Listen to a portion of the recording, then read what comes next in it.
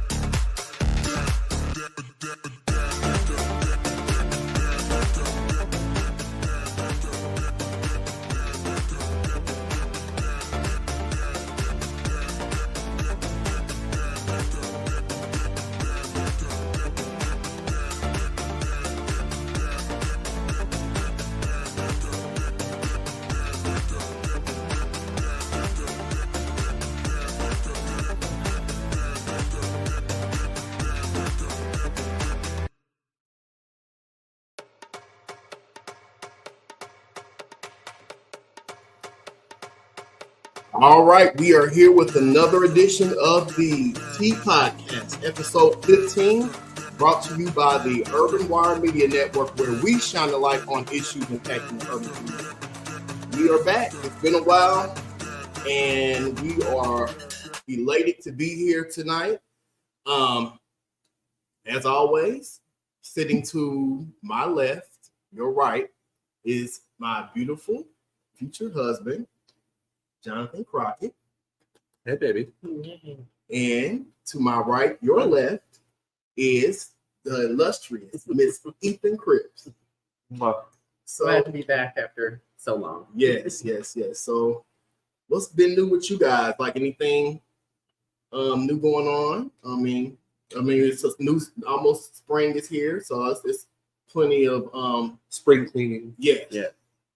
Cooking right now. Mm-hmm. Cooking some corned beef. All right, for St. Patrick's Day. Yes, St. Patrick's Day weekend. So what's been going on with you, Ethan? A lot of changes at what I do at work, and out with the old and with the new. We'll just say that. Yeah. But yeah, everything's going good and staying comfortable, staying cool with the heat's coming. So yeah, got to stay healthy and collected, So. All right. Well, just want to get some house cleaning things out the way. You can listen to us live right now on Facebook Live. You can check us out on our group page under the Urban Wire Media Network, where you can subscribe to that group on YouTube, and you can get updates on our future shows. You can also subscribe to our YouTube channel, where we stream live as well. Right now, we're streaming via StreamYard, so if anyone wants to send comments, feel free to do so. We'll read your comments on the air. We have a lot to discuss the first half for episode 15, and then we're going to come back with episode 16. So we're going to just give you a recap of what we're going to discuss tonight. The first thing we're going to discuss is Congress passing a bill that could potentially ban TikTok in the U.S. So there's been a lot of talk about that in the news cycle this week, and how that is going to potentially harm a lot of content creators that earn income from that entertainment act. So we're going to talk about that. We're going to talk about the implications behind Congress passing that bill, and kind of we're going to give two different perspectives from that end, and also how this could possibly protect us as a country. Also, we're going to discuss the Florida's Don't Stay Gay bill. There's been an update in that, and it's kind of been a compromise on what can be taught in the classroom. So we're going to discuss that and get into the nuances of that. Also, those of you that have been following news in Ghana, there's been a lot of pushback to their anti-LGBT bills that was passed by Parliament there. So we're going to jump into that. Also, we have some very unfortunate news that we need to report on and that we're going to discuss, because it kind of deals with the issue of bullying. There was the LGBT team that was by the name of Nex Benedict, and he was 16 years old, and they identified as actually non-binary, and let me get the pronouns correct, but they died by suicide due to bullying, so we're going to discuss that. Also, a Florida man named Gerald Declan Radford, that at the age of, he's 65 years old. He has been charged with the murder of a gay man. So that was a hate crime that took place down there. We're going to discuss that. Also, we're going to talk about Bishop Lamar Whitehead. Now, some of you guys know him as the Bling Pastor, and we're going to get in the discussion of that. He's been charged and he's for fraud, and he's facing up to 45 years in prison. And we're going to kind of just give a background of why he ended up here, because it just kind of gives it kind of speaks volume to like how a lot of these religious leaders use their platforms, and they use religion to pretty much get over on their parishioners. So we're going to talk about that. And the last story, if we have time for the first half, we're going to talk about Jimmy Kimmel roasting Donald Trump at the Oscars, and just kind of talking about, what took place at the Oscars. That was just something that I saw on the news cycle. So with that, we're gonna jump right into the show. As promised, we're gonna start off with Congress passing a bill that could potentially ban TikTok in the United States. Now, a lot of people have been up in arms about this, particularly content creators, because this pretty much hurts their income revenue, because a lot of people make a substantial amount of money on TikTok, even more so than YouTube. Because I know, like, personally, a lot of people are kind of getting tired of YouTube with with them, they're taking a huge percentage of the content creators' proceeds. So a lot of people are going over to TikTok. And also TikTok is a really good tool if you're looking for the truth. Like a lot of truth tellers go there. A lot of educational material is on TikTok. And I'm gonna actually hand this story over to Ethan because he sent me some clips, and I'm gonna let him take over this story and allow him to tell us his take on this, and then we're gonna play some clips as well. Well, from what I've seen, I think there is a lot of misinformation just from Congress's perspective, because they believe that TikTok is leaking data to the Chinese government. That is probably the biggest thing, and probably the main reason why they're trying to shut the platform down. But in my opinion, it's not just TikTok that people make content on. There's Instagram, Snapchat, Facebook has a lot of content on there as well. And I know that they've also brought CEOs from those other companies into the room during the hearing about this. But like you said, it's hurting content creators. It's hurting people's platform in order to keep their livelihood going and project their opinions and their content and stuff like that. And then I don't know, you said you got the other clip that I got, but they're also calling the CEO, they think that he's lying about, giving information over to the Chinese government and things like that. And that they're claiming that TikTok is also, damaging our youth, showing a lot of negative content to our youth and suicide and things like that. So I just think there's not enough information that has been collected to bring it to the level that it's been brought to right now. Mm-hmm. Well, I'll tell you what we're going to do. I have a series of clips we're going to play, two of which that you provided. And also, I'm going to play a news clip kind of summarizing all of this so we can kind of put this in perspective. And also, I have another clip that we're going to play from a social media influencer by the name of James Charles. Like some of you guys may know him. He's really big in the beauty. What do you call that? Would you say the beauty sector of YouTube? Like he does a lot of things with makeup. Cosmetology. Yeah. So he also had a lot to say about this, and he made some good points too. So what we're gonna do is we're gonna play this stream of videos, and then we're gonna come back and discuss this more in detail. The government is currently trying to ban TikTok. It's an all-out blitz. She does vote yes. I will not be voting for her in the primaries, and I will write in a different candidate. TikTokers taking to their cell phones to literally call on Congress to shoot down a bill that could effectively ban the wildly popular app. The rallying cry coming directly from TikTok itself. Pop-ups on the app urging users to speak up now, and warning if passed, the proposed bill would destroy the livelihoods of countless creators. Anna Jones in Montana sells handmade metalworks on TikTok and says she's going to call. What are you going to ask your congressperson to do actionably? Advocate for the small businesses. But Democrats and Republicans are on the same page in a 50-0 vote, advancing a bill on Wednesday that would force Chinese company ByteDance to sell TikTok within 6 months, citing national security concerns. China is at war with us, and they use TikTok as a weapon. If ByteDance fails to sell, the app would be banned nationwide. TikTok concerned about being able to divest that quickly, while in a statement characterizing the legislation as a total ban. The chief concern, critics say, protecting U.S. data from the Chinese government, which TikTok has repeatedly denied. ByteDance is not owned or controlled by the Chinese government. It's a private company. For creators like Anna Jones, the concerns are real. I just feel like losing TikTok will just it'll have everything go downhill, and I don't want to lose my business. If the bill passes both the House and the Senate, the White House has indicated support for it, with the National Security Council spokesperson calling it, quote, an important and welcome step, Hoda. So, could move quickly, though. Yeah, really hitting a nerve. The dumbest that I ever heard. Makes me so mad beyond belief. We are starving. People are dying. People are in jail for marijuana charges. We're in a war that we should not be in the first place.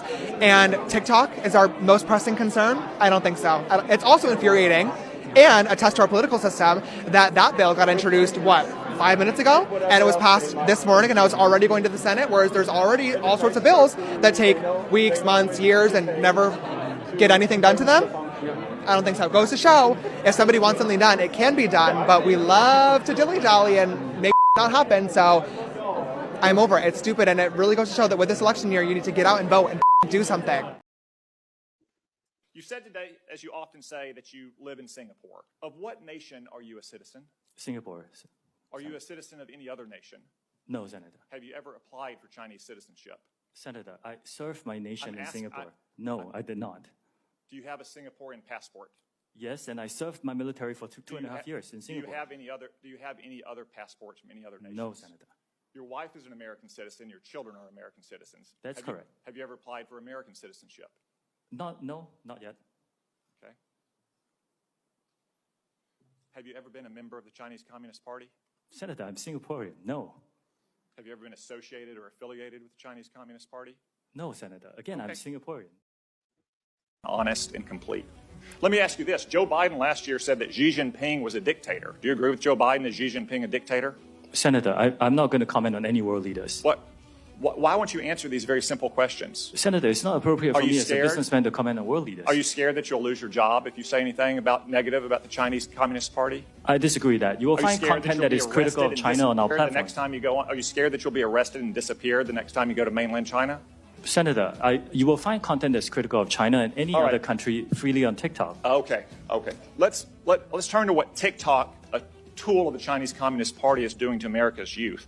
Does the name Mason Edens ring a bell?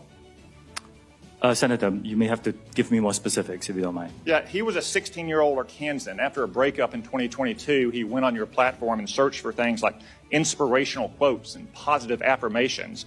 Instead, he was served up numerous videos glamorizing suicide until he killed himself by gun. What about the name Chase Nazca? Does that ring a bell? Would you mind giving me more details, please? He was a 16-year-old who saw more than 1,000 videos on your platform about violence and suicide until he took his own life by stepping in front of a plane or train.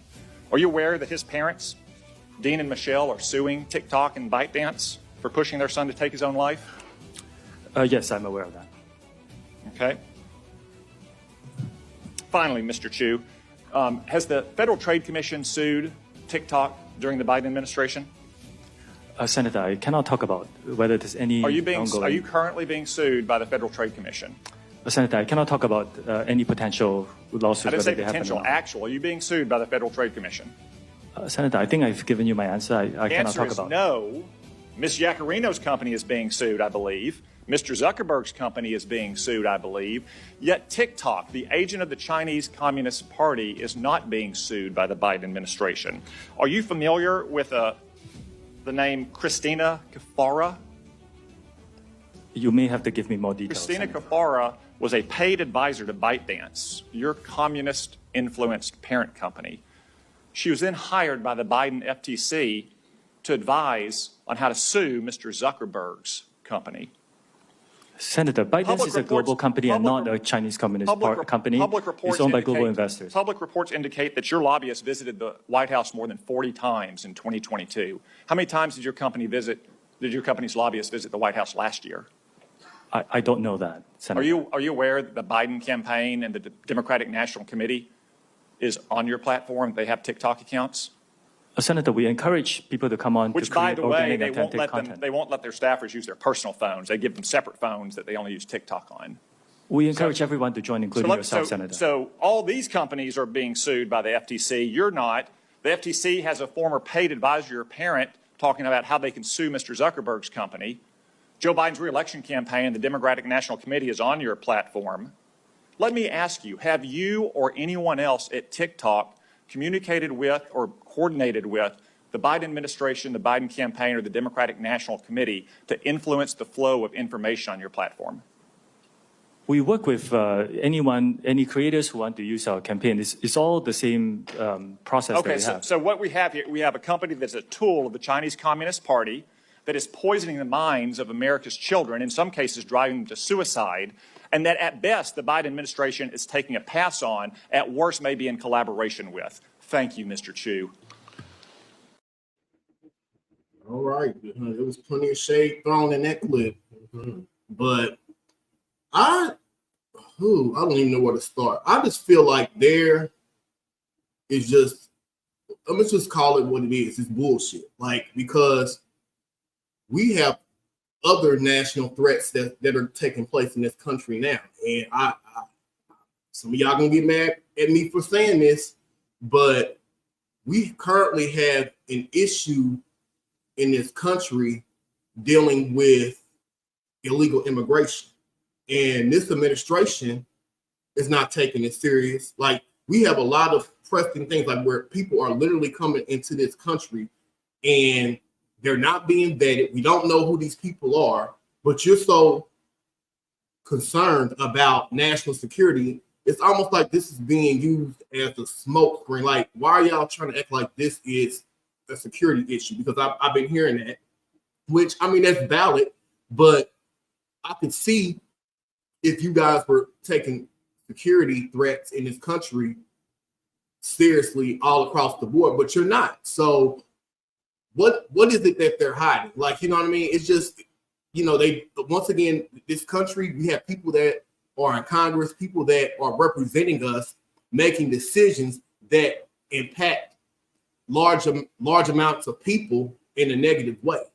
So I don't know. How do you feel about this? Do you feel that it's a legitimate claim that people posting on TikTok could lead to a national security issue, like people's information being put out there, people's banking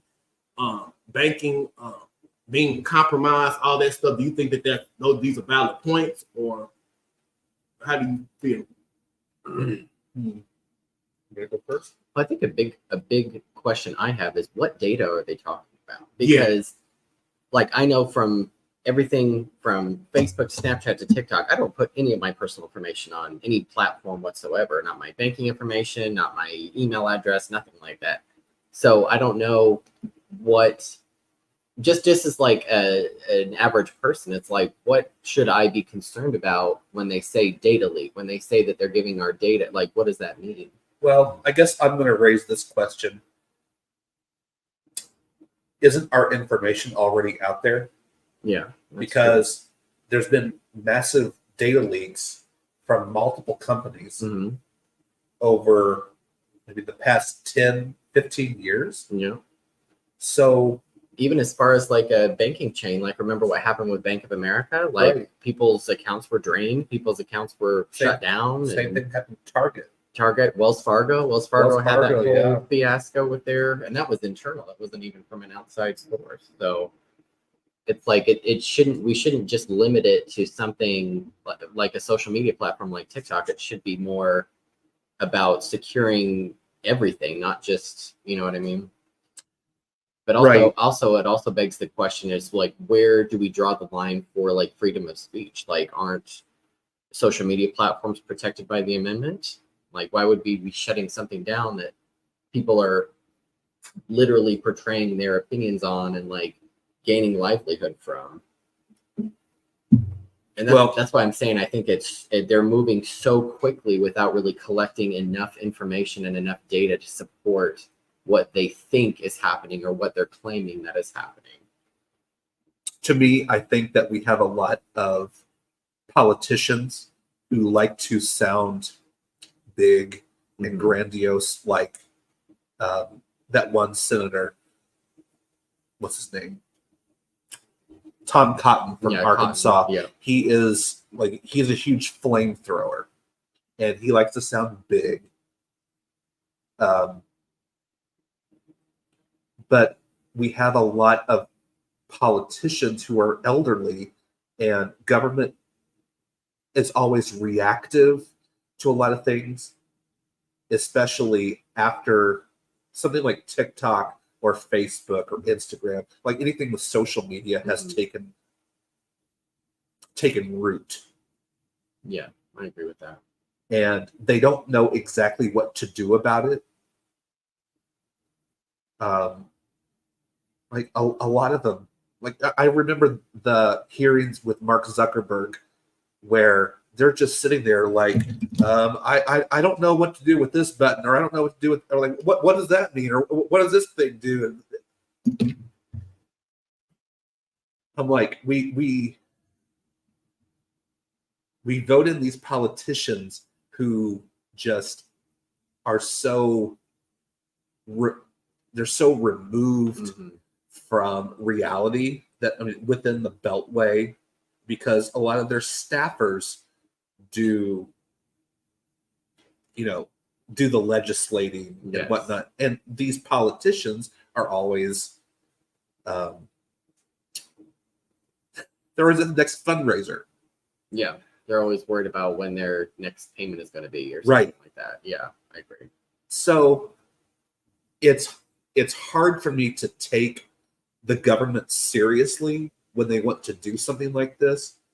Now, in terms of national security, hang on. My throat's a little scratchy. Excuse me. I mean, the Chinese aren't exactly our friend. No, that's true. But the other thing that the CEO of TikTok was saying, and I think it was in another clip, was talking about there are limitations that the Chinese government puts in place across the internet in general for their population, for their people. That's true. They don't allow certain things that they don't allow certain things to be seen by their people. They don't allow, just they have so much control of the internet in general, and that's what he was trying to like explain to them, saying like our platform here in the US is completely different than it is in China because of how much control they have over their country. Yeah. So that's a good point to make too. But yeah. And I guess the question is, like, and let's say as a hypothetical, if this does happen to pass in the Senate, how would it work? Well, they were talking about, I guess there's a what is it, like a subcontract, not subcontractor, like a co-owner of TikTok that is affiliated with the Chinese government, and I think that is what is really fueling this Congress people, or Congress's opinion of, or they're assuming that data is being leaked because of that. So if this does come to pass, that bike company? dance, that's what it is. Yeah. So if it results in TikTok being banned, like they will have to basically sell out TikTok to ban it. Over the next 6 months. 6 months. I was reading on that they have a certain amount of time to kind of avoid that ban. Like if they can sell that company over to someone else besides China, so they have to divest themselves. Yeah, I guess that's a good word. Yeah. So I don't know. This is going to be a good, a pretty impactful story that we're going to continue to follow. Let's just hit the news cycle here the past couple of days, and a lot of people predicted that this would actually happen. Like I was watching a couple, they were saying this a while back, and the fact that TikTok is blowing up the way that it is, maybe it's something. You think it's something behind the scenes that they know that the general public just doesn't know. That's why they're really taking this seriously, because for them to just go out of the way to come up with this bill to pass, like there's something more to this that we don't know. And I'll be honest with you, and I listened to Fox Soul. They were discussing this yesterday, and they made a good point. Like if our national security is at risk, and it means banning TikTok, like we got to kind of just roll with the punches, because like my thing is like we have to kind of look at the greater good. Like I know it's going to be kind of unfortunate because a lot of people's livelihoods are going to be impacted, but like maybe it's something deeper that we don't know. I don't know. So I just read that Chuck Schumer in the Senate is non-committal about bringing it to the Senate floor because it just passed the House. So right now it kind of seems to be, I don't want to say stalled, but he may slow walk it, and it has an uncertain future. So we don't really know what's going to happen. But when you say, like, do you think there's something else going on? If there was, and if Congress did know something that we didn't, why wouldn't they let us know that to win us to their cause? If they rallied instead of just holding it in themselves and passing this fast as they can. That's a great question. It's like, why not publicize it? Why not tell us the truth of what's going on? And then we can say, and then people will be jumping ship off of TikTok to something else. Well, and that's a good question. That was also going to be another point, is that do you think that, as a hypothetical, if TikTok happened to be banned, would there be something else that would fill in the gap? Not right away, but I'm telling you what, like, if it turns out that they're just doing this to gain control over something, people are going to be marching on the street. I'll tell you what, I see it right now. I'm telling you, this is the election year too. So, I don't know. This is kind of extreme, like an extreme thing to happen on, during an election year. So those are all some good points. So, but like I said, we're going to continue to follow this story. You think this is kind of like leading into like, or encroaching on like freedom of speech almost, or people's, because like for them to like, I don't know. Well, that's what I was mentioning earlier, is that I feel like social media social media has been at war with Congress for a while. Like, it started with Facebook, and now they're bringing Snapchat, like all these platforms into the Congress room to kind of question them on how they're protecting their users and all this stuff. And that's been going on for several years now. Yeah. But it's like, there has been an argument where it's like social media is a form of freedom of speech. It should be protected under the amendment. And that's what a lot of content creators are arguing about too, to protect their livelihoods, to protect their content from being erased forever. So yeah, that's huge. Yeah. And that's something I know I can't answer. I think it would be a First Amendment issue, but that's something for the courts to decide. Yeah. All right. We have a guest online. We actually have Miss C. Johnson online. She actually jumped on today. Oh my goodness. Yes. She's usually on our other show, The Urban Wire, but I guess she's going to jump on tonight and give us a couple words. We're going to go to her online. Let's unmute her microphone. Hey, C, what's going on? Hey, nothing much. How are you all doing? We're doing wonderful. We're fat and sassy. Nothing wrong with it. So what's been new with you? What's been going on in your world? I know you probably got a lot going on, but we just want to thank you for jumping on here for a few minutes. Yeah, absolutely. Just been so busy with life and work and some personal aspects, but just been keeping it moving. Yeah. You see all this crazy stuff going on in the world right now. This is definitely a crazy year. Like 2024 is definitely off to a crazy start. Oh, absolutely. And with this being an election year, like, we definitely need to be paying attention to everything that's going on, because a lot is riding upon this election. We have a party right now that is not, I feel like they're not taking a lot of things serious as far as what we were talking about with this, like this national security. We have the immigration crisis, and a lot of things that they have promised to us, they haven't fulfilled. And I feel like we need to take that into consideration when we go to the polls. So I didn't know what you thought about that, because how do you feel about this being a year of the 2024 election, and what are some things that are concerning to you as far as what we're seeing, and what are some things that you would want to see either the Republicans or the Democrats address?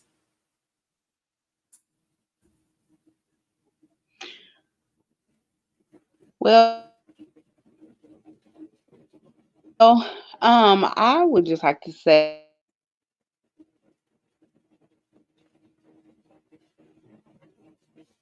Uh-oh. I think you're breaking up. that of course, you know, voting is very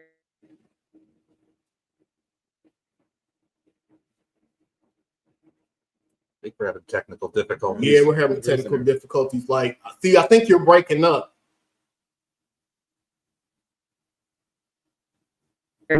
the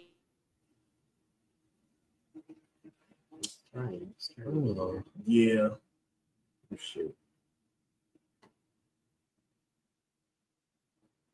I don't know if she, yeah. We're having technical difficulties. See, can you hear me? Let me see if I can. I'm gonna probably see. I'm gonna disconnect you. Try to connect back. And try to see. We're gonna see if that works better. I'm gonna disconnect you and then jump back on the live stream.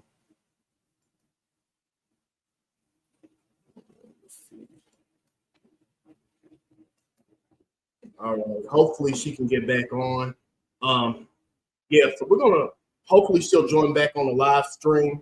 But I feel like this election cycle this year, we have a lot riding on this election, and we need to definitely get out here and make our voices heard.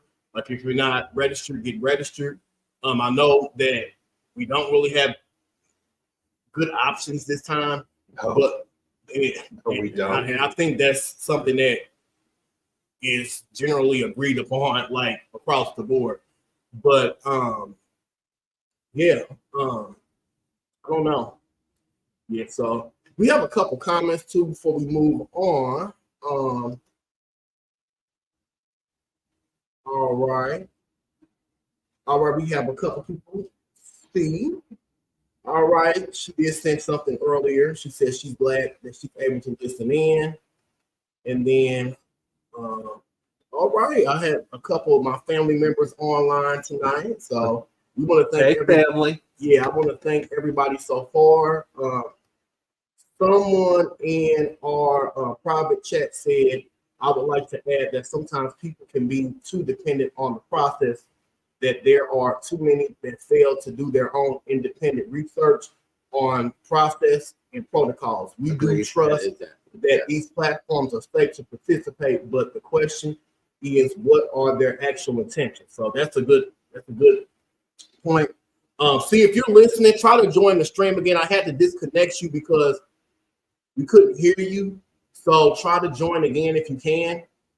But until then, we're going to move on to our next show topic, because we got a couple more topics before we go to break. We're already 40 minutes in.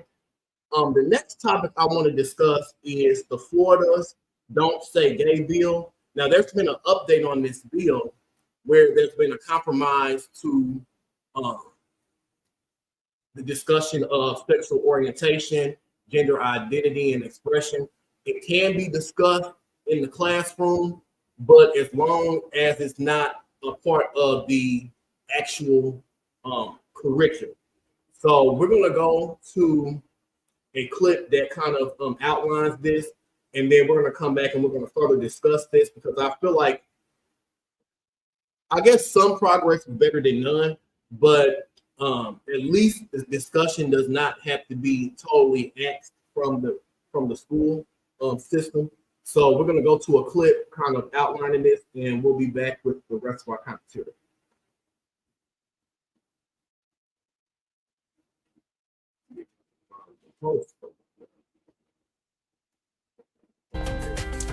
A lawsuit settlement in Florida will allow students and teachers to openly discuss gender identity and sexual orientation as long as it's not part of classroom instruction. The deal limits the law critics have dubbed "Don't Say Gay." Opponents claim the legislation has created fear in schools and uncertainty over what is allowed. Our friend Jim DeFeedy with CBS News Miami joins us now to break down the details of the settlement. Jim, we always love having you on the show. Tell us more about what this settlement means for schools in Florida. Well, it gives them some sort of clarity. Let's remember the context of this. This law was passed 2 years ago by the Florida legislature at a time, and it was one of the cornerstones of Governor Ron DeSantis's culture war battles they had hoped would propel him to the Republican nomination. After a poor showing in the Iowa caucus, of course, Governor DeSantis dropped out before the first primary. So now we're sort of dealing with the aftermath of many of those laws that were passed during that campaign. And so one things we're seeing now is that there was a lot of fear among school districts as to what exactly the law meant. As you said, critics dubbed it "Don't Say Gay." In Florida, it's known as the Parental Rights and Education Law. And the law said that you could not have school instruction on heterosexuality, homosexuality, gender identity in K through 8 and in a very limited way in high school. The reality was those topics were never being taught as part of instruction in grade schools. And so what ended up occurring was you created a lot of fear among high schools and school districts in general to where could they say, for instance, could a teacher acknowledge that their spouse was gay? Could they display a picture of their loved ones, of their same-sex partner on their desk? Could there be a gay pride flag? If a student talked about, in a book report, or in some sort of presentation, what they did over the summer vacation, talk about their two mothers. These things were left very much in doubt. And there was a lot of fear among educators. So you had students, you had some teachers, you had some parents groups file a lawsuit against the state of Florida. And this settlement clarifies those issues. It says that all those fears do not need to be realized, that teachers can talk as long as it's not part of instruction and education. But if teachers want to talk about their personal lives as the part of the general discussion in class, that's fine. I'll also point out one other key thing, that the reaction to this was that, for instance, straight gay student alliance groups across the state of Florida all disappeared, in a large measure because of this law, because schools were afraid to allow and sanction meetings of those groups on school campuses because of the law, wondering if they were going to run afoul. Miami-Dade School District, which every year had always issued a proclamation in support of Gay Rights Month, Gay Pride Month. They didn't this past year because of fear that it may run afoul of the law. You saw those sorts of issues.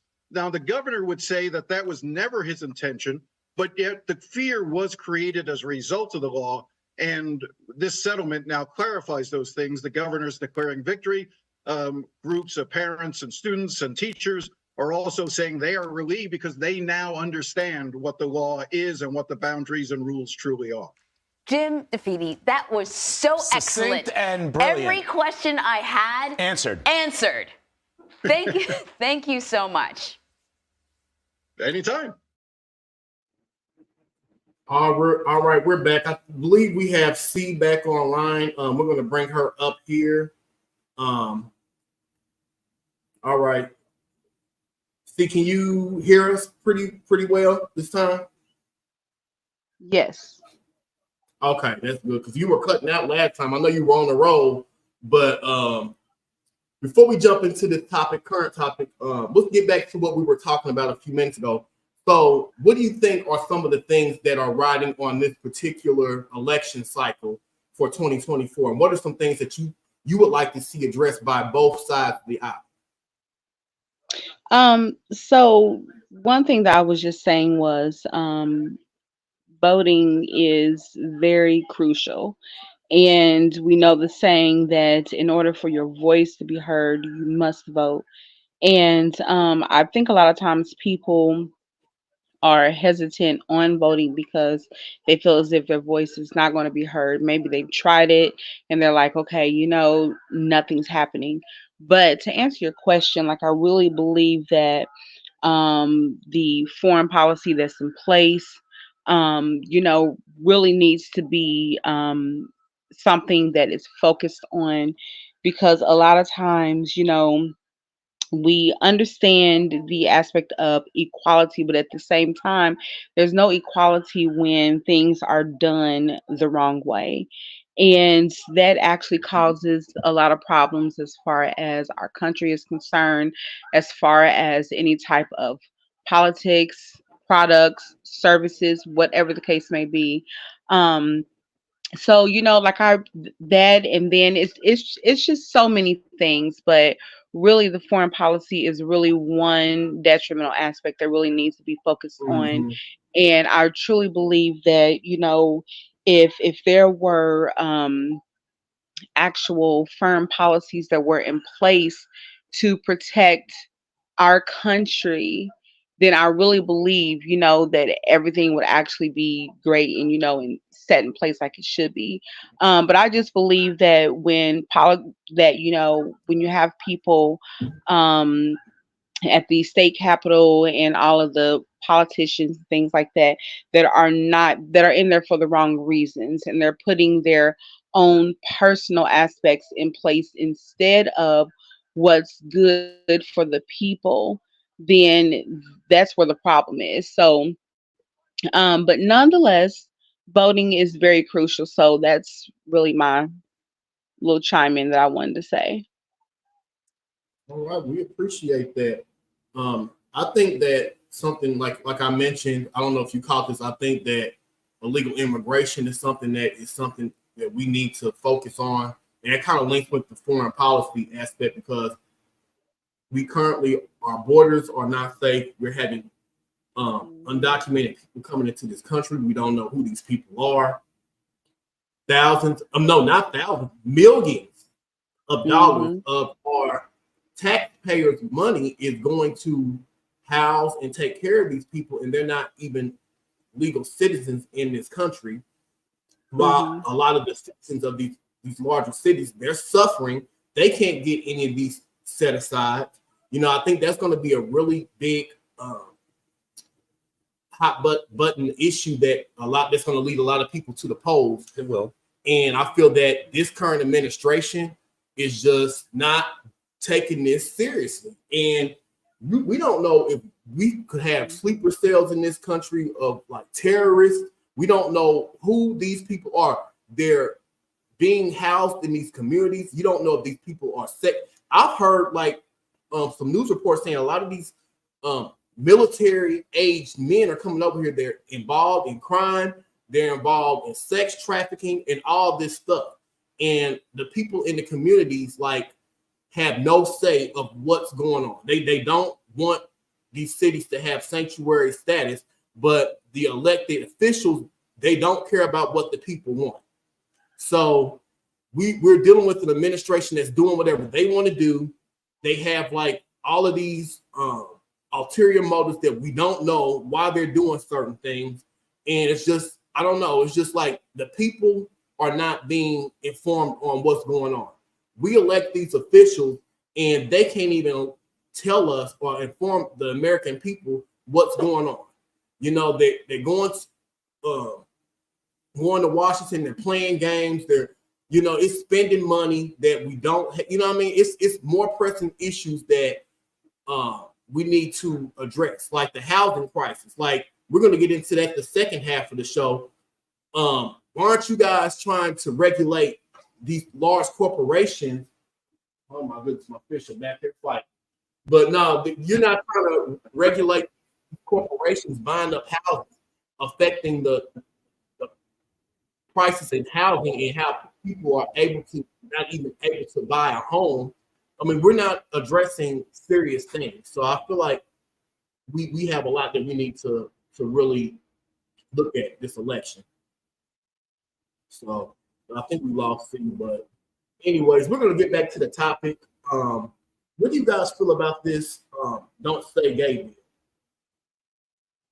I thought it was ridiculous from the get-go, because it was just Ron DeSantis trying to run for president and using culture issues as a wedge, especially trying to, look all powerful against Disney.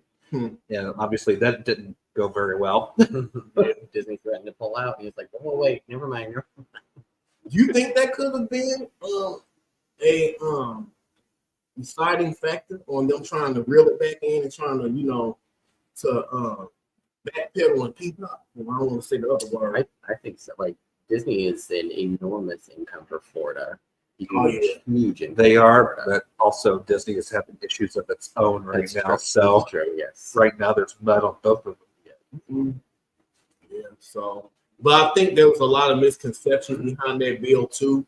A lot of people were thinking that this, they were teaching certain things in the curriculum and the bill. I'm glad that they clarified it and they kind of came to a compromise because, like the gentleman said in that news clip, there were certain scenarios to where, a lot of people didn't take into account, like, you can't even discuss, like, if you have a significant other, like or you can't even, like, you have to pretty much live in the closet, like, or just like little minor things that doesn't even have anything to do with teaching. Like, I feel like everybody should have a right to express and be who they are without having to live in the shadows. You know what I mean? So I'm glad that this is something that I think the bill in general, I think it's a bunch of malarkey, if you ask me, but at least some progress is better than none, I feel. So, well, I want to make a good point too. Is the reason why they even created the bill the first time in the first place was because of a misconception from the Republican whatever. It's like the what we teach in schools is teaching kids to be themselves. We're teaching them that there is diversity in this country, and it was founded on immigration. It's founded on diversity, and we're not grooming kids to be a certain specific way, just like any other state. Like Florida's not, special in that sense. So it's like why it's just a complete misconception on all things. You know what it reminds me of? Remember RFRA in this state? The Religious Freedom Restoration that Mike Pence put into effect, and then they had to do a clarification law literally right after because it caused such a huge stir that they didn't want to seem. And I wish I remember the particulars of it because it was like around 2014, 2015 when this occurred. Yeah. Where a certain dominant religion would seem like it would be, dominating things, I guess, to a certain degree. And they're like, no, that's not it. And I'm probably completely mischaracterizing that. But there's parallels to that because of a Republican-dominated state house and governor.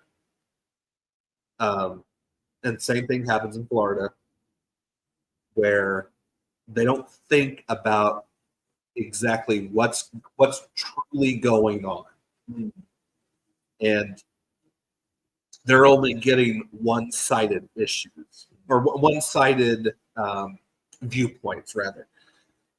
So, yeah, I'm glad that. Well, what's parallel to that is Florida's already in place bathroom bill. That they passed the law and saying that if you're, and which blows my mind because you get these even like content creators and people in on social media platforms that have transitioned were sharing their stories. These people are the gender that they're living out of the whatever 8 to 10 years it took them to get to that point. They trans women are women, trans men are men, and when you see them in life leading the life they are now, portraying themselves as a physical male, according to Florida state law, they have to use the women's bathroom and vice versa. I just find that completely wrong in so many ways.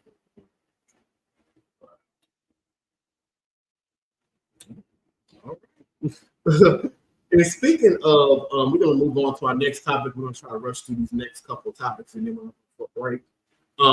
Ghana in Africa, the leaders are pushing back on an anti-LGBT bill that was passed by their parliament.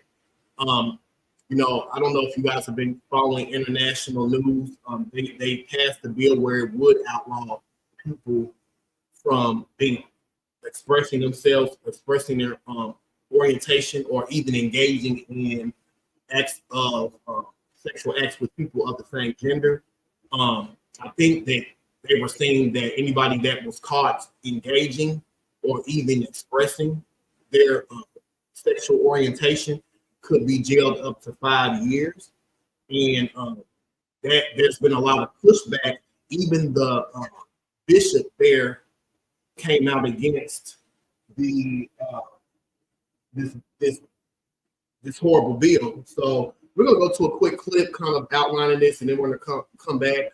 I'm not gonna play this entire bill, but this will kind of give you guys a perspective of what's actually going on over there. Because I think a lot of times we take the fact that we're able to be who we are here, even with like a lot of the stuff that's going on now, it's kind of like it seems oppressive to us. But like when we look at other countries, things are a whole lot worse. So we're gonna come back. I want to focus the conversation on that, and I want to play this clip that's kind of outlining what's currently going on in Ghana. An anti-LGBTQ bill passed by Ghana's parliament, which could derail international aid for the West African country if it becomes law, according to an internal government memo, has not yet reached the desk of President Nana Akufo-Addo. In his first comments on the bill's passage, he says Ghana will not backslide on its human rights record, and added that the bill had been challenged in the Supreme Court. Here's a report from Accra, which talks about the contention and reservations about the bill. Ghana's parliament speaker last week announced the passing of the controversial and stringent anti-LGBTQ law. Say aye. Those against, say no. Honorable members, the ayes have it. The Human Sexual Rights and Family Values Bill 2021 is read the third time and passed. The bill was introduced to Parliament 3 years ago. It criminalizes members of the LGBTQ+ community as well as its supporters, including promotion and funding of related activities and public displays of affection. There is nothing that deals with LGBTQ better than this bill that has just been passed by Parliament. We expect the President to walk his talk and be a man of his words. Soon after the bill was made into law in Ghana, thousands marched in Cape Town during the LGBTQ community's annual Pride Parade. This year, the parade celebrates 30 years of freedom, including for LGBTQ people. Banners were seen raising awareness for a number of causes, including a recent crackdown on LGBTQ rights in Ghana. At the moment, there seems to be a new wave of homophobia, anti-LGBT plus movement in politics around Africa. It's a very populist movement at the moment, so very disappointing to see that. Yeah, and like obviously being part of this community, it makes me sore to know that my fellow LGBTQ plus citizens of Africa are being persecuted in this way. Ghanaian trans woman and activist Angel Maxine fled to Berlin before Parliament passed an anti-LGBTQ bill. She fears for the safety of the friends she has had to leave behind. Gay sex was already punishable by up to 3 years in prison in Ghana. The bill imposes a prison sentence of up to 5 years for the willful promotion, sponsorship, or support of LGBTQ plus activities. I feel sad, and I feel that, then all this while, these Ghanaians didn't really like us then. They didn't really like we as human beings. They didn't like me. They just smiled with me for nothing.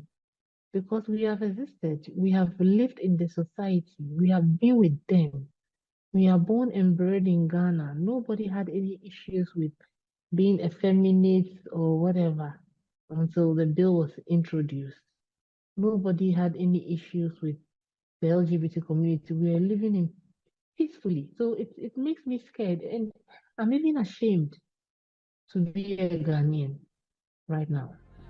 The bill will now be presented to President Nana Akufo-Addo, who will decide whether it should be signed into law. The United States also reacted, saying it was deeply troubled by the passage of the bill and urged a review of the constitutionality of the bill. Amnesty International said the bill violated the fundamental rights. Lawmakers say LGBTQ behavior and advocacy goes against Ghana's cultural values. The bill's passing comes as Ghana tries to emerge from a deep economic crisis and debt default. Last year, the country sourced a $3 billion loan program from the International Monetary Fund and financing from the World Bank. Bureau. All right, we're back. So, yeah, that's what's going on overseas. Like we take a lot for granted in the United States. You know, I know we're upset about some of the minor things that they're passing, as far as the Don't Stay Gay bill. But when we look at things on a grand scheme, we have it a lot better than some other countries. And there's some countries that are more open-minded than the United States. But these people are literally being persecuted and sometimes killed for just being who they are and walking in their truth. And we always talk about we want people to be honest. We want people to be upfront and honest about who they are and not live in the closet, live on the down low. But then we have legislation like this that's being passed globally.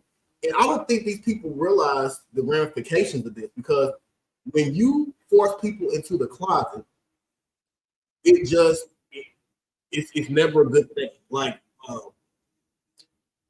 that's why you have, even here in America, like why we have that phenomenon of download people, because when you force people in the closet and you force them into living a life that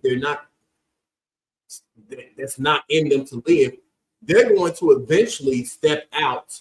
You can only deprive somebody or deny who your existence is for so long before you act upon your true nature. You know what I mean? And I just feel like I hope that they do the right thing in Ghana and they strike that down, because regardless of what your religious beliefs are or your beliefs are in general, I feel like everyone should be able to live in their truth, as long as you're not imposing it on anyone else, as long as you're not harming or messing with kids or doing anything that's going to hurt anybody else. I don't feel that it's anyone else's business on how you choose to live your life, whether you agree with it or not. So I don't know, what do you guys feel about this? Do you feel like that there is like do we have it better here than other places in the world? Well, personally, I know for a fact there are like dozens of other countries that are more tolerant than we are. Europe, the parts of Europe, the UK, a lot of other parts of Africa, like South Africa, they're more tolerant. Australia is tolerant. New Zealand, Iceland, real quick, what countries in Africa are more tolerant, apart from South Africa? Okay. I don't even.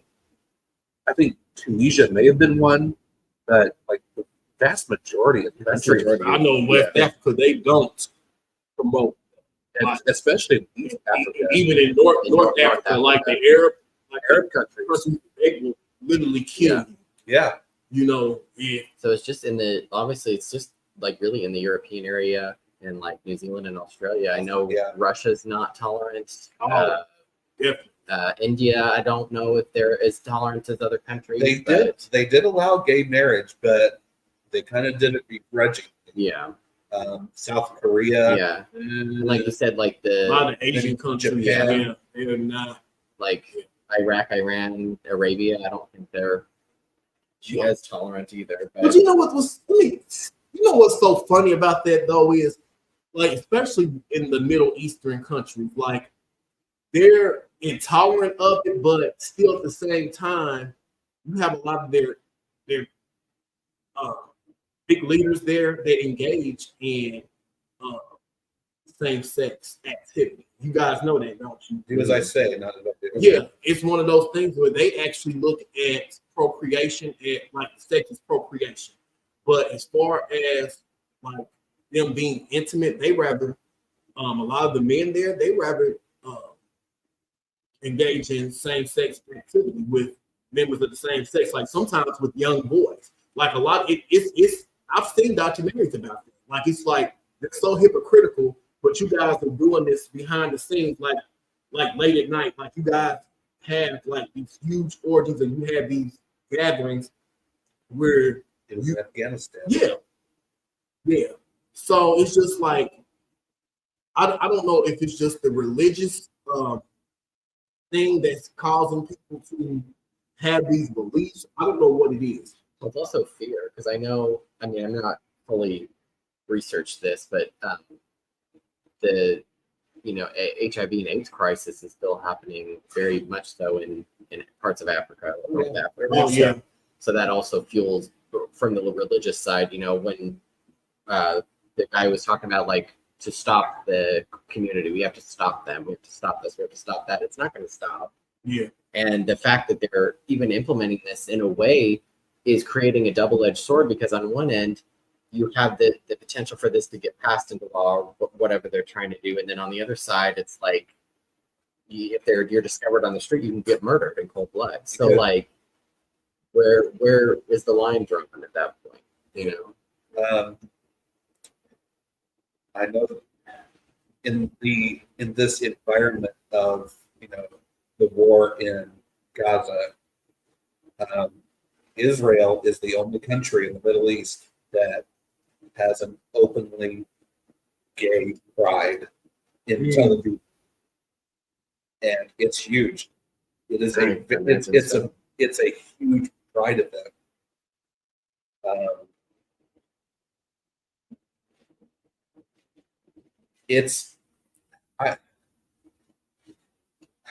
A lot of people say that in this country we have it pretty bad, like, and those are people that live in like the liberal LGBT hellscape of New York City, and I'm like, have you been anywhere else in this country? Yeah. Have you been outside places like Western Europe? Because you really need to look to see, how good you have it. I mean, we need to bring it back to reality. Do we have our issues? Absolutely. But it's like you said, though, it depends on the area too where you're at. And it says the same thing to be said for a lot of other countries too. Like areas of different countries are less tolerable than others, but just based off of the fact that we've had so much recent anti-gay crime in this country is so much more than other places around the world. It kind of feels like that we are reverting back. Mm-hmm. And the media does sensationalize about this and can blow it out of proportion. But honestly, I don't really feel that we're reverting back at all. We're moving forward. It's just that in certain areas of this country, it's not moving forward as quickly as others, but it will. Yeah. It's just, it may not even happen in our lifetime. Like all 50 states doing one thing, it's not going to happen all at once. It's just going to take time. Yep, I agree with that. All right. We're going to move on. We got a couple more stories we're going to tackle, and then we're going to go. We actually have to take a break here in a few minutes because we got some goodies in the oven that we need to take out. So the next story we're going to do really quick is there was a teen by the name of Nex Benedict who identified as non-binary. She was 16 years old, and they, according to the medical examiners, they were suicide. Okay, suicide. They committed suicide due to bullying in school, and this is just another situation to where parents, you need to know what's going on with your kids. You need to really take serious. When your kids are trying to come to you and express who they are, whether or not you accept it or you understand it, you need to be supportive because you don't know what's going on with your child. Because if they don't have the the love and acceptance from at home. Like, you know, it's always, I don't know, it's just always a sad ending. So we're going to go to a clip and then kind of like outlining this, and then we're going to come back with the rest of our commentary. A heartbreaking update to a story we brought you last month. The death of Oklahoma student Nex Benedict has been ruled a suicide, according to the state medical examiner. Friends and family said the 16-year-old was transgender and had been bullied a number of times at school. NBC News correspondent Antonia Hilton has been following this story and joins us now. Antonia, what else did the medical examiner's report say?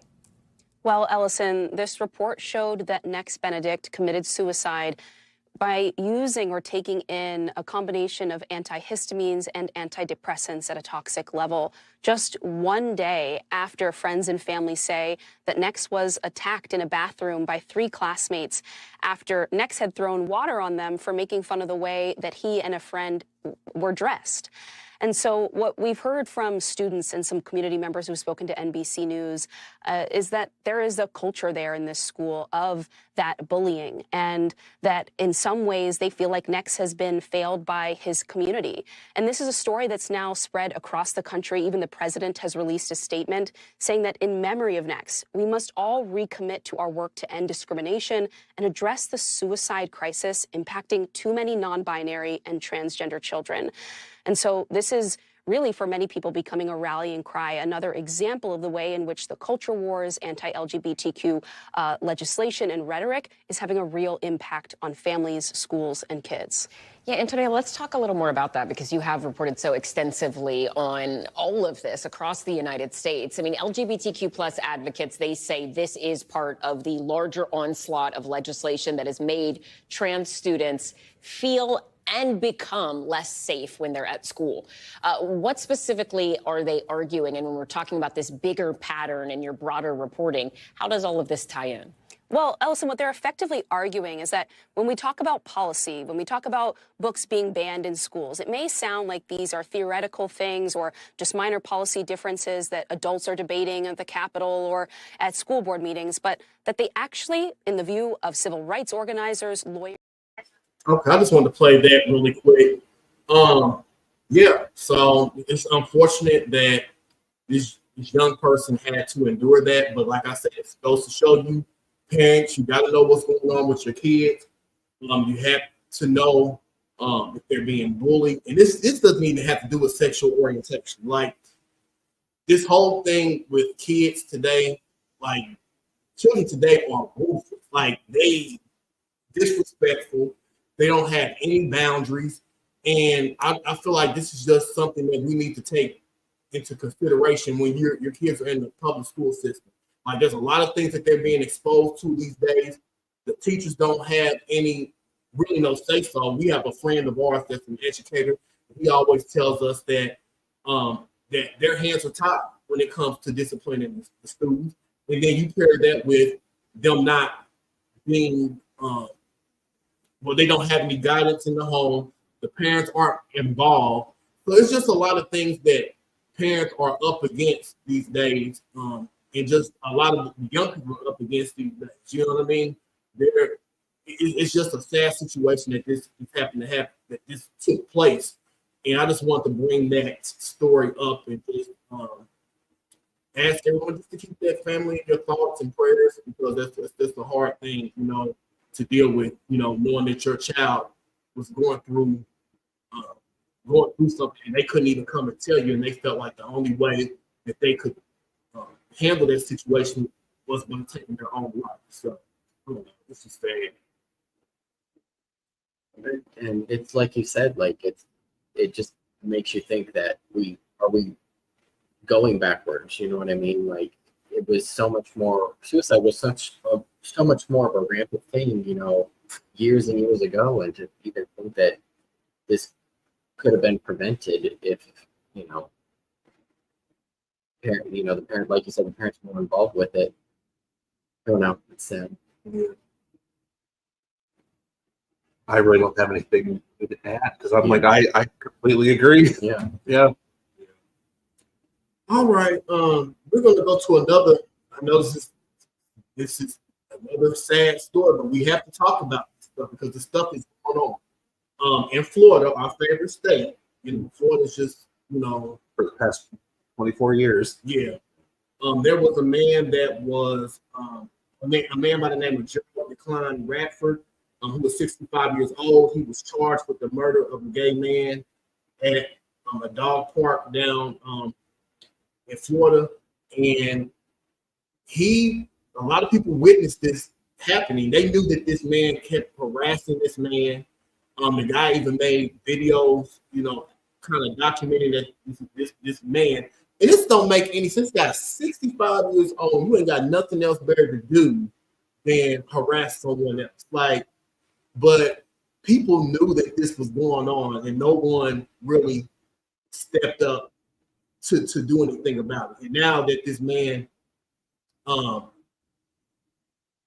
been killed, the man that he attacked, now you guys want to say, we saw the warning signs and we saw all this happen.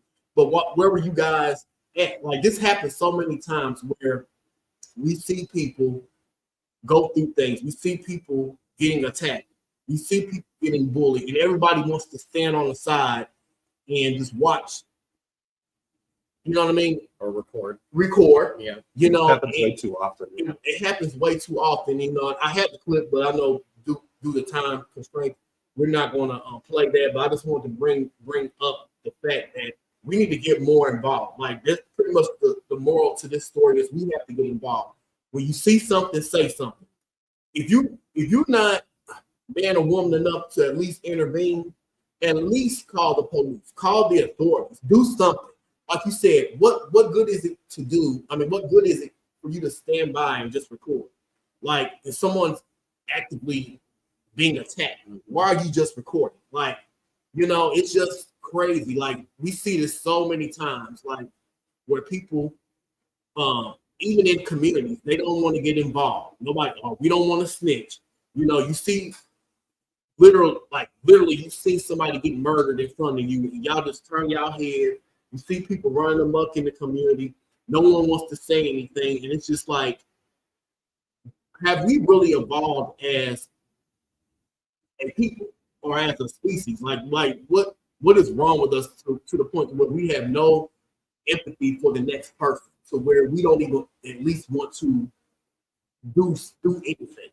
You see somebody in trouble, you see somebody in danger, and you just decide to stand by. Sometimes people just close their blinds, they turn their head and be like, well, it ain't me. You hear somebody, your neighbor up the hallway, if you're in an apartment, you hear a domestic dispute. You don't even want to call the police. You just want to put your headphones in. You want to put your iPhone buds in and just I don't know nothing, this, that, and the other. It's just sad. It's just really sad. So sometimes I'm not justifying this, but sometimes people don't want to be heroes, and people want to stay in their lane. We've heard that a lot. You better just stay in your lane, and nothing's going to happen. But then what happens? But what about in the future if that same incident would then happen to you? Yeah, and you're still in your lane. Now someone else is getting in your lane. What do you do then? And isn't that the whole idea of that stand your ground law? Yeah, right. No, that's right. That is one instance where that would have applied. Because if someone is going to attack me, at the end of the day, it's either me or them. Mm-hmm. And I don't know what that person's going through. I don't know if they have mental issues. I don't know if they've lost their job. I don't know if they've had a death in the family and they just, if they're intoxicated, if they went crazy all of a sudden. I don't know. But if they're attacking me, then it's my life. They're going to defend yourself. Exactly. Right. And I completely believe in protecting oneself. Mm-hmm. All right, we got two more quick stories. For those of you that have been following this story for a couple of years, there's been an update to it. the entire Bishop Lamar Whitehead story dealing with a pastor. He's been nicknamed as Pastor Bling from New York, Brooklyn to be exact. They said he's had ties with Mayor Eric Adams for years. And back in 2022, July 2022, his church was robbed at gunpoint by, I believe it was 2 individuals, if I'm not mistaken. Yeah, I remember that. And I said one of the guys that was held him up at gunpoint, he was recently murdered. And a lot of people were first thinking that it was a setup, but I guess it really wasn't. But I guess Whitehead has had a history of fraud. Like, this isn't his first go around with being in prison or being involved in legal issues. And his current sentence, his current situation, he scammed one of his parishioners out of $90,000. And it was an elderly lady that trusted him with her life savings because he was trying to, help her invest or something like that, or she was trying to get a home or whatever. And he promised that he was going to help her, and he ran off with her money. So he is now facing up to 45 years in prison. If he's he's already been found guilty, but the sentencing hasn't taken place yet. But he can face up to 45 years in prison. And the thing about it is, like, this guy is a repeat offender, and he's been doing this in the name of God, which is very disgusting. But I just want to play this real quick. This is a quick clip, kind of outlining this, and then we're going to jump into our Kimmel situation that took place at the Oscars. And when we come back from this, we'll discuss this, and we'll jump to our last story. He lost more than $1 million in jewelry during a highly publicized robbery at his Brooklyn church. Now, the so-called Bling Bishop is also poised to lose his freedom. Lamar Whitehead facing decades in prison after a jury convicted him today on federal charges, including wire fraud and attempted extortion. Prosecutors say he ripped off a parishioner's retirement savings, and tonight her family is speaking for the first time to News 4's Chris Jose. It's been an emotional roller coaster for the past 4 years. Rashid Anderson relieved tonight following the conviction of Lamar Whitehead, better known as the Bling Bishop, for his lavish lifestyle. A Manhattan federal jury today finding Whitehead guilty of defrauding a parishioner and trying to extort a businessman. It's been a long time coming, and we're very happy to see that the verdict was guilty today. Rashid's mother, Pauline Anderson, invested $90,000 of her retirement savings with Whitehead. Prosecutors said he spent the money on luxury goods at Louis Vuitton and Foot Locker, and even used Anderson's money to make his car payments. Rashid testified during the trial. You and your mother trusted this guy. Yeah, we trusted him a lot. Whitehead, no stranger to headlines. In July of 2022, he was robbed at gunpoint while delivering a sermon in Brooklyn. The $1 million jewelry heist caught on his church's live stream. 2 months ago, one of the men accused of the robbery killed by U.S. Marshals at a New Jersey hotel. This was the guy that put have a gun pointed just like this in my wife's face, pointed just like this in my 8-month-old baby's face, and then had the gun to the back of my head as he ripped off my jewelry. Whitehead not yet publicly commenting on his conviction, which also includes charges that he tried to force a Bronx businessman to lend him $500,000 while promising access to Mayor Adams. Whitehead claimed he knows the mayor on a personal level. The bishop going to social media after his arrest in December 2022. Just because you was arrested doesn't make you guilty. Jurors found Whitehead guilty of wire fraud, lying to the FBI, and attempted extortion. The trial lasting 2 weeks. Rashid had prayed for today's outcome. I do want to give thanks to God because he was the one that, revealed the truth, and I was able to go up there. Everyone was able to go up there and speak their truth. Whitehead's sentencing is scheduled for July 1st. He faces up to 45 years in prison. Chris Jose. All right. So I hate to say this, but I don't feel sorry for him. He needs to be off the street. The man is reckless. He's out here dressing in these god-awful tacky suits. You're using these parishioners' money to, your congregants' money to maintain this lifestyle while you're out here scheming and scamming like elderly people. You're just a disgusting human being. And I just feel that this is why a lot of these churches are dwindling. Their congregations are dwindling these days. People are not attending these churches because of situations like these. Like, this is just a small scale. But you look at some of these mega church pastors, and we can get it. This will be a topic that we should spend some time on. Oh, yes. But I mean, you just look at all these scandals that these pastors are involved in, and then at the end of the day, what do you have to show for it after you give your last to these people, and your kids are going without food? You're debating on giving your last, like you don't even have enough gas to get to work. You're barely making rent. You're struggling. But these preachers and these con artists, pastors and bishops can get in the pulpit and sell you a bill of goods, talking about the prosperity gospel, but are you prosperous? And I can bring this home, like even in the Black community, like as much money as we give to religious institutions, can you imagine what we could do as a collective, like as a people, like institutions that we could have in our own community? And we could have took this billions of dollars and poured into our own communities, like fixing up our communities, creating banks, creating businesses, creating opportunities, instead of just giving it to these pastors. You go to these churches, you're doing jumping jacks, you're doing cartwheels, you're doing flips, but then after that, like, what are you gaining from going to these churches? Nothing.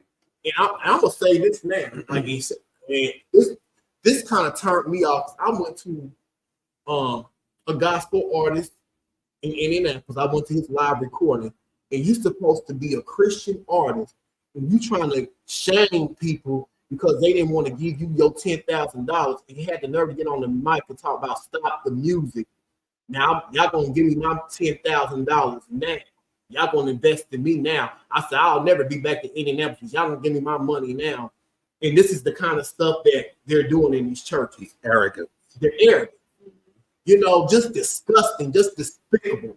And these people are supposed to call themselves men and women of God. Like, this is why you gotta have a personal relationship with God, and you have to have your own spirituality together, because if not, these people will lead you straight to hell. And they will lead you straight to the poorhouse. You know what I mean? Yes, it will. Yeah, so I'm gonna leave that one alone. Like, so 45 years. 45 That's all years. I mean, even Jim Baker didn't get that long. Yeah.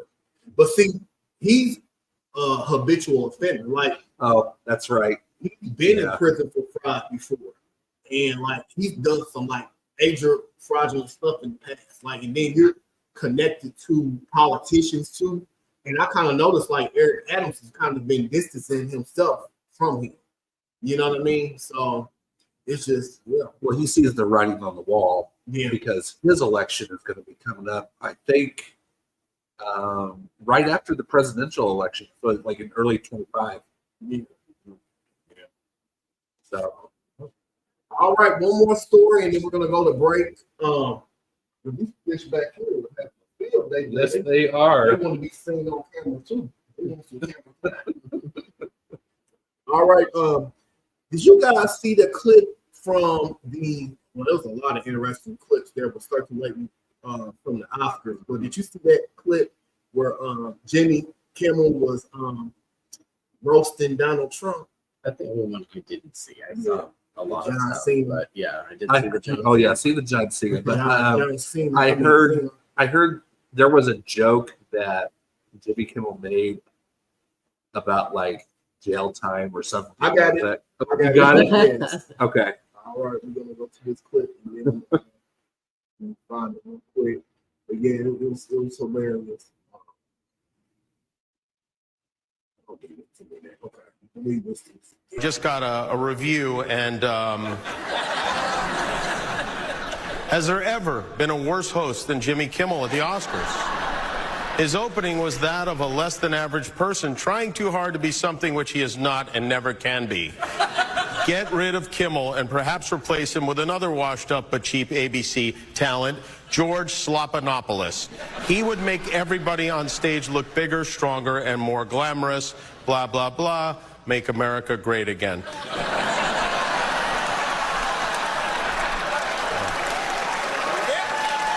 Okay, now, see if you can guess which former president just posted that on Truth Sense. Anyone? No? Well, thank you, President Trump. Thank you for watching. I'm surprised you're still watching. Isn't it past your jail time? All right. Well, we just wanted to close out the segment with that. And, yeah, it's just embarrassing. Like, you to think that this man is actually running for the highest position in the land, like political position in the land. It's just like you have nothing else better to do than to just antagonize people online and just being all out. What you call what it is, asshole. Yeah. It's exactly what he is. But I mean, at least he hasn't changed. I just love Jimmy Kimmel. I love this. Looking kind of in that suit.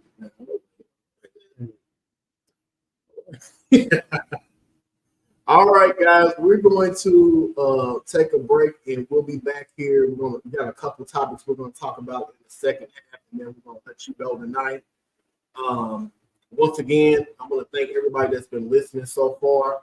And yeah, subscribe to our YouTube channel at youtube.com/UCOFW. Follow us on YouTube at the Urban Wire Media group. You can just type that in and you can follow us for updates on our podcast and our upcoming shows. And I believe that's it for now. Okay. All right. See you later. Bye.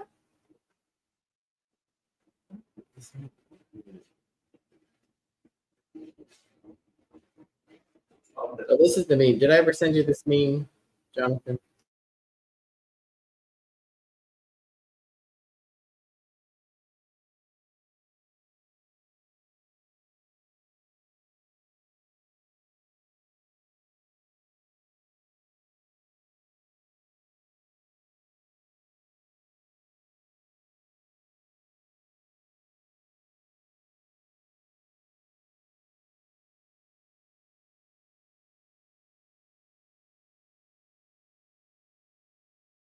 To the T Podcast, bringing you the best in news, entertainment, celebrity gossip, social commentary, humor, and LGBTQ lifestyle. This podcast is part of the Urban Wire Media Network, where we shine the light on issues impacting the urban community.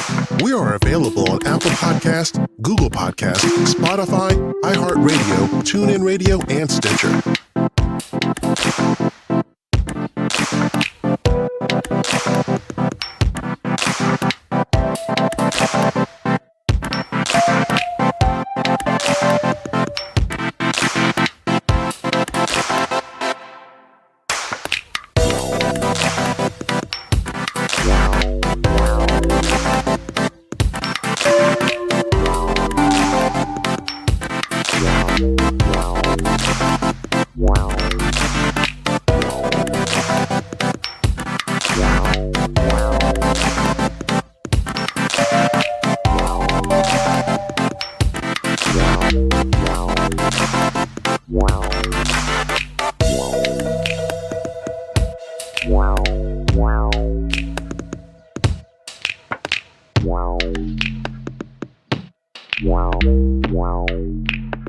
Wow.